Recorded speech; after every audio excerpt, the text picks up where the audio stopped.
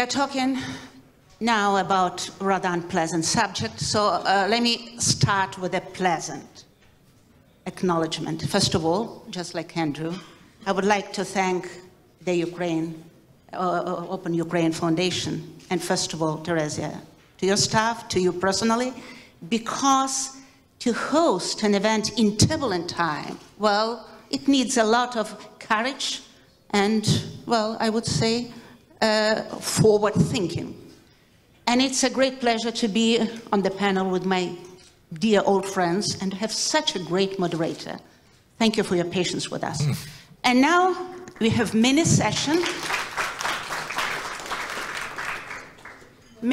So I have 3 mini points. Firstly, and I will be apparently arguing with some of the interventions that we had today earlier. Firstly, about the current challenge that we are facing today. I mean, not only Russians, not only Ukrainians, but the outside world, the West as well. So what is this key global challenge? I would argue that this challenge is the obsolete system of personalized power that presents itself as the most weird construct. It's petrostate, it's nuclear power, it's half-frozen empire. Mr. Rifkin was wrong. The empire still does exist. And it's still a regional superpower and one of the architects of the international system as a member of the Security Council. And this system is trying to survive in the situation when it cannot respond to any of the challenges domestically, neither guarantee our well-being, nor security, nor fulfill any of its promises. And it wants to survive at the stage of degradation, maybe even agony, by sucking to the West, by using the West quite successfully in a very astute way, and by using globalization in order to limp forward, maybe in a zombie-like way, but it has succeeded to limp forward for at least the last 25 years. And this civilization, my civilization, Russian civilization, has used the West and globalization much more actively than the West has used the post-Cold War 25 years.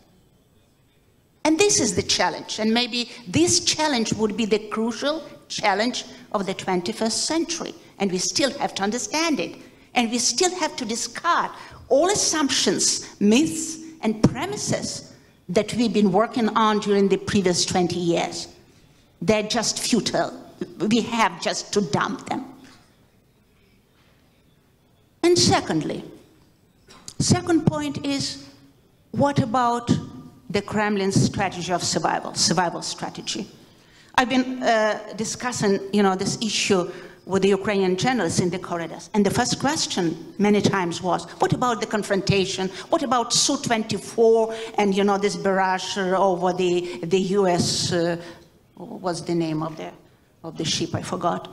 Anyway, and I was trying to argue that Russia, Putin's Russia, is not about confrontation, that these guys in the Kremlin are not kamikaze. What kind of kamikaze? They know that the NATO budget is over $900 billion, with the Russian defense budget maybe $80 billion, with Russian GDP $2 trillion, and the GDP of the NATO countries more than 30 trillion.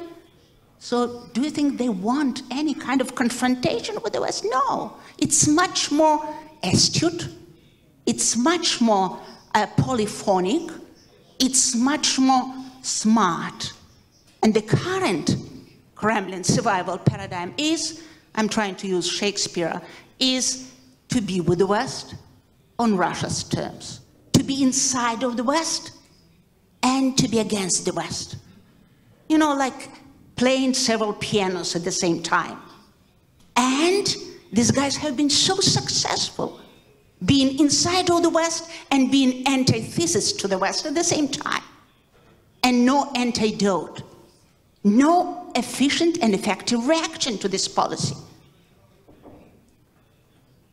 And at the moment, you know, the Kremlin is trying to pursue the fortress Russia policy to insulate the Russian society from the West, and at the same time to be on Panama Papers, to be in Londongrad, and to continue to build this absolutely effective laundry machine, with Blair advising Nazarbayev, with Schroeder working for Gazprom, with Berlusconi being a friend of Putin, and with so many people in Europe being on the Russia's, my taxpayers' roll. So what's the idea? The idea is to get the West engaged into the new game of let's pretend. And this game is pretty clear after the whole 2 years confrontation with Ukraine, to use liquidity, to use uncertainty, to use fuzziness, and to force the West to give Russia and other countries, Iran and China are waiting in the wings, to give the authoritarian international the right to interpret the principles and rules of the game, and to agree that there are no rules, no principles, but there is fuzziness. No peace, no war. No legal, no illegal. And Panama Gate is everywhere, and Cameron's father is on board as well. So liquidity and you know, the search for the new world order. Just, you know, seduce the West and all leaders in the Western capitals to sit down again and start discussing the world order. So it's not about Yalta. It's not about areas of influence. It's about something much more important, about another interpretation of rules of the game. And they are pretty sure that the West would agree, because the West is not only Sandy Vershbo or Mr. Rifkin sitting here.